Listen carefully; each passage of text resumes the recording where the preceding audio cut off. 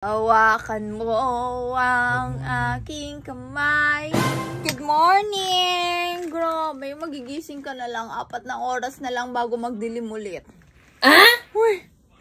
Look at my nails! Oh my God! It's so pretty! I am wearing the silky bonnet. Look at this. Oh, yan. Yan lagi. May silky bonnet ako lagi para pagkagising ko, hindi na pagsuklay is talagang okay na sa akin. Pero yung pagiging smooth, pagiging maganda ng hair is free na talaga yun. Like, look at my hair! Uy! Ganyan siya pag bagong gising ka. No need to suklay, hindi siya frizzy like yung pag bagong gising na sobrang ang daming kailangan mo suklayin. Like, alam mo yun. Siyempre, lahat naman tayo, hindi naman gumagamit ng silky bonnet, diba? So, ganyan talaga siya. I-share ko lang sa inyo, baka sakaling magustuhan nyo, baka sakaling makapulot kayo ng pampaganda ng hair. Like, sirang-sira kasi yung hair ko, mas sira pa kaysa sa buhay mo. Hawakan mo ang aking kamay. Wala nang iba.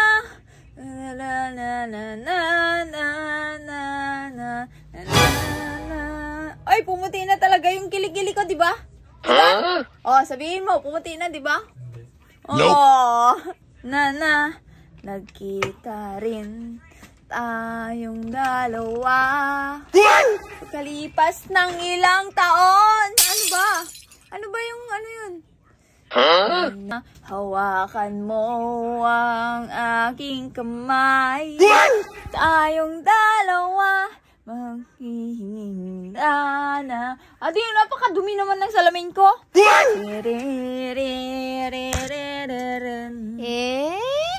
holo. Uy, ingat ka sa Manila. Oh my God. Dapat dito ka nang sasakay kasi para naman ipasakay kita. Pupundak pa lang ay dito, gagaro. Pwede ka naman kasi doon dito eh. Fully book naman. Be, magpa-reserve ka na nga doon, diba? Paano magiging fully book ang nakapa-reserve ka na? At saka magpa-reserve kayo kasi pagpasukan bukas talagang fully book. Pa-reserve na kayo ngayon. Anong pasukan bukas yun? Pasok. Akala ko papasukan na sa Monday. Yung magdagaron. O, di ba't ka pupunta ng Manila? Hawakan mo ang aking kamay. Tayong dalawa hawak ng mahal. Good morning! Oy, last day niya na ng ano. Last day niya na ng Cagayan. Sana all. Ading padalhan mo ako pa sa lubong. Ganyan ha.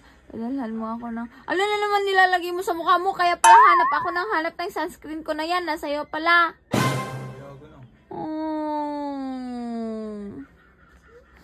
Hoy.